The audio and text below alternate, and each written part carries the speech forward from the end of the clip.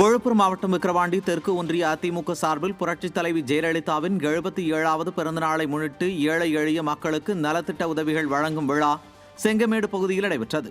விக்கிரவாண்டி தெற்கு ஒன்றிய செயலாளர் முகுந்தன் ஏற்பாட்டின் பேரில் நடைபெற்ற விழாவில் முன்னாள் அமைச்சர் சி வி சண்முகம் கலந்து கொண்டு ஏழை எளிய மக்களுக்கு பல்வேறு நலத்திட்ட உதவிகளை வழங்கினார். முன்னதாக புரட்சித் தலைவர் புரட்சித் தலைவி உருவப்படங்களுக்கு மலர் தூவி மரியாதை செலுத்தினார். மேலும் பொதுமக்களுக்கு அன்னதானம் வழங்கப்பட்டது. அப்போது பேசிய அவர், விடியா திமுக ஆட்சியில் அனைத்து வரிகளும் உயர்த்தப்பட்டு அப்பாவி மக்கள் கடுமையாக பாதிக்கப்பட்டுள்ளதாக குற்றம் சாட்டினார். எல்லாருக்கும் 6000 ரூபாய் கொடுத்தார். ஆனா இங்கே விழுப்புரத்துல வெள்ளத்துல பாதிக்கப்பட்ட மக்களுக்கு என்ன கொடுத்த? 2000 ரூபாய். அது எல்லாரும் கொடுத்தியா? இல்ல. மெட்ராஸ்ல மழை பெஞ்சா 6000, இதே விழுப்புரத்துல மழை பெஞ்சா 2000. நம்ம எல்லாம் பார்த்தா 2ஆம் தர குடிமக்களா? ஏன் நீ ஓட்டு போடல? மெட்ராஸ் ஓட்டு போட்டாங்க 2 ஓட்டா? அவங்க 1 ஓட்டு தான், உங்களுக்கு 1 ஓட்டு தான். அப்ப எந்த அளவுக்கு கீழ்த்தனமாக இந்த மக்களை, கிராமப்புற மக்களை, ஏழை விவசாயிகளை, தாய்மார்களை இந்த அரசு, குறிப்பாக ஸ்டாலின் அரசு கேவலமாக நடத்துகிறது.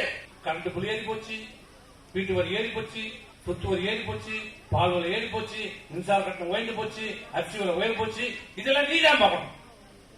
அதெல்லாம் எனக்கு தெரியாது. உங்ககிட்ட 7000 கொடுத்த மரியாதை பார்த்து என்கிட்ட காசு கேட்கறாங்க யாரு? சண்டையும் நீ தான் பார்க்கணும். கஷ்டம் உனக்குதான். இந்த கஷ்டத்தெல்லாம் யார் பார்க்கறது?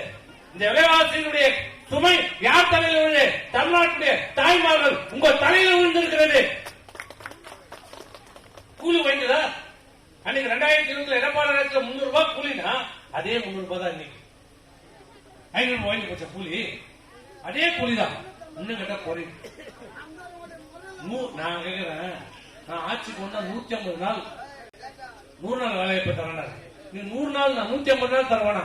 100 நாள் தரானா? வேலைவாய்ப்பு 100 நாள் கிடைக்குதா உங்களுக்கு?